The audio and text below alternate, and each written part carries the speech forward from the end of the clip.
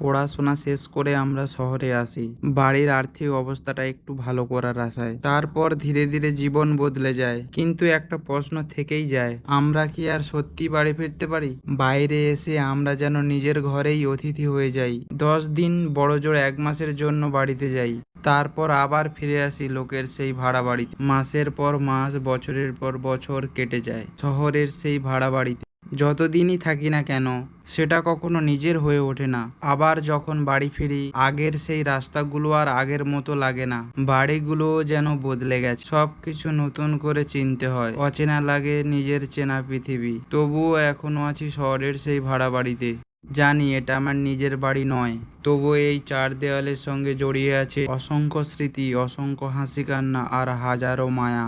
একদিন এই বাড়িটাও ছেড়ে যেতে হবে, কারণ জীবনে কোনো কিছুই চিরস্থায়ী নয়। চলো বিদায়, কোনো একদিন বাড়ি ফিরে আবার গল্প হবে।